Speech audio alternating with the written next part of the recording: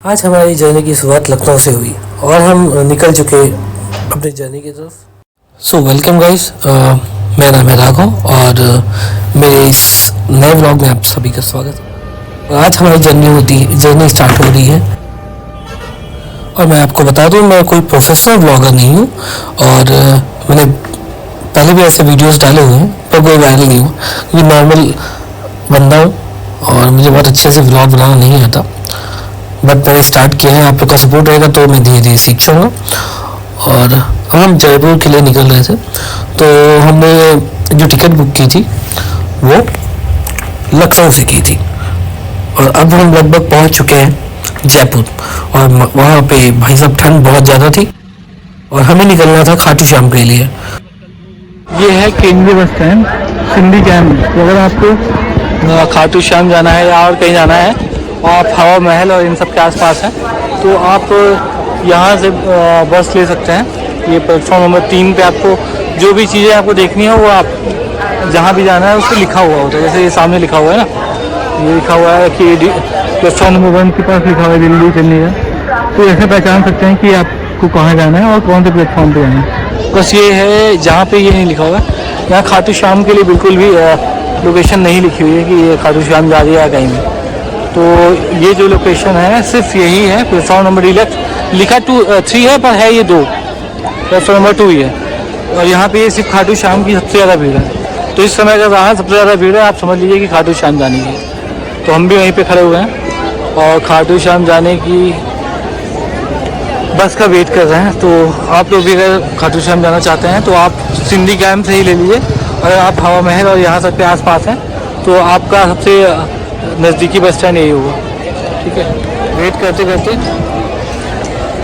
करते हालत ख़राब हो जाएगी। ठीक है, तो बस अभी टिकट के लिए वेट करते हैं, टिकट लेते हैं और हमें बस से ही ट्रैवल करना है। तो टिकट लेके उसके बाद हम बस में बैठते हैं, फिर बात करते हैं, आगे की यात्रा फिर कंटिन्यू करते हैं। धन्यवाद।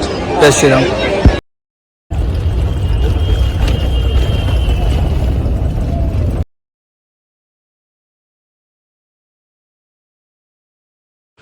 सुबह के 4 हो रहे हैं और हम जा रहे हैं मंदिर और सामने कोयला देख रहे हैं कितना पड़ रहा है। लोग ठंडी में पैसा कमा रहे हैं और ठंडी में हम घूमने जा रहे हैं भैया। अरे लाडले सब फॉग ही फॉग है। नहीं, लाडले बोला, लड़के लाडले मतलब गाली होता है क्या भाई साहब? कोई लोग कमेंट में बताइए। नहीं, कोई गाली नहीं दिया है भाई, सब होटल हैं, कोहरा ही कोहरा है। अभी जा रहे हैं नंगे पैर चप्पल जूता उतार के भाई साहब। चलिए अभी आगे अंदर दर्शन कराते हैं आपको। देख रहे हैं कितना कोहरा है, इस कोहरे में भाई साहब हालत ख़राब कर दी लोग। भाई साहब यहाँ के एक चीज़ और देख रहे हैं ना भाई साहब, होटल वाले इतना लूट रहे हैं, लिटरली इतना लूट रहे हैं क्या बताएं। रिक्शे वाले भी मतलब 500 मीटर का 50 रुपये मांग रहे हैं। मतलब मेरा ये जहाँ भी हम लोग घूमने जाते हैं तो लगभग सारी जगह भी ये प्रॉब्लम्स रहती हैं।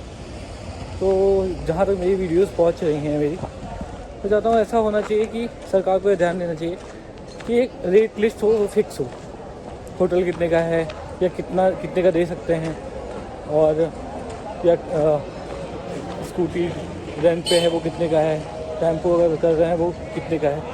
तो ये सब ध्यान देना चाहिए। और बस अब इस ब्लॉग को बस दर्शन करके ये ब्लॉग खत्म करते हैं। तो अब मिलते हैं दर्शन के बाद। मंदिर में आने के बाद कुछ इस तरह की भीड़ दिखी। बहुत मुझे लगता है कि हज़ारों की संख्या में लोग यहाँ पे दिखे मुझे। और जो ये रेलिंग्स लगी हुई हैं यहाँ पे, मुझे लगता है कि 20 से 25 रेलिंग्स लगी हुई हैं जिनको हमें पार करके मंदिर की तरफ जाना है। और भक्तों की भीड़ देख के तो मुझे लगा बहुत ज़्यादा टाइम लग जाएगा, बट हमें 3-4 घंटे में भी लगे। इतनी भीड़ सामने दिख रही है। जो रेलिंग पार करने के बाद हमें लगा कि बस हम पहुँच ही गए हैं। उसके बाद भी हमें 3 से 4 किलोमीटर चलना पड़ा। देख रहे हैं अब हम सड़क पे आ गए हैं। भाई साहब बहुत ज़्यादा घुमाया गया हमें और ये भीड़ देख कर मुझे लगा कि आज ही हमारे दर्शन होंगे। फिर उसके बाद हम लगभग मंदिर के पास पहुँच ही चुके हैं। और ये सामने बाबा का दरबार दिख रहा है हमें। लगभग 5 किलोमीटर चलने के बाद बाबा के दरबार में हम पहुंच चुके हैं और कुछ ऐसा सजाया गया था, बहुत खूबसूरत सजा हुआ था। ये देख रहे हैं आप। ये सब अंदर जाने के बाद तो कुछ हमें जन्नत से ही फील हुआ। मतलब उससे पहले जब भी हम गए हुए थे तो ऐसा डेकोरेशन तो नहीं दिखा था कभी, बट ये बहुत ही सुंदर दृश्य था हमारे लिए। और ये जय श्री राम भी लिखा हुआ है। फिर सामने देखिए और हमें लाइन में दर्शन करके तो आ गए, लेकिन इतनी भीड़ थी भाई साहब ना, इतनी भीड़ थी कि हालत खराब। मुझे लगता है कि 5 किलोमीटर तो लगभग चलना पड़ेगा। और मतलब यहाँ का प्रशासन मुझे लगता है सही नहीं है। मतलब भीड़ है, आपको लोगों को दर्शन कराना है सही से, बट अब जिस हिसाब से घुमा रहे हो ना, वो बिल्कुल सही नहीं था। और इससे पहले भी मैं आ चुका हूँ, तो मंदिर का जो प्रांगण है ना बहुत चेंज हो चुका है।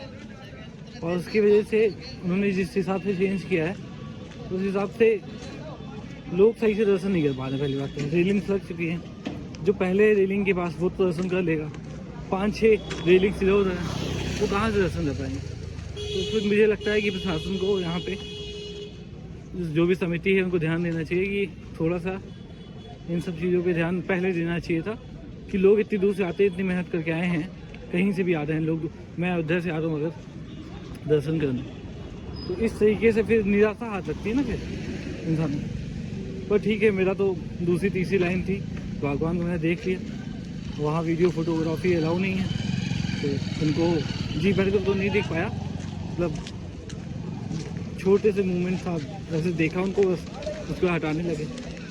मुझे लगता है अयोध्या में ही अच्छे दर्शन होते हैं, यार लोग अच्छे से देख लेते हैं। सामने से रेलिंग से जाते हुए लगभग 5 मिनट तक तो आराम से देख लेते हैं, तो कोई बात नहीं।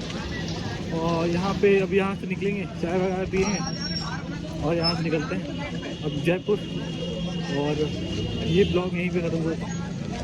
जयपुर का ब्लॉग आपको सेकेंड ब्लॉग में दिख जाएगा, ठीक है। और अगर आप लोग को दर्शन करना है तो मैं रिकमेंड करूँगा कि आप लोग ऑफ सीज़न में है, कभी भी 1 जनवरी 31 उन सब टाइम में कभी ना है, ऑफ सीज़न में है, ठीक है।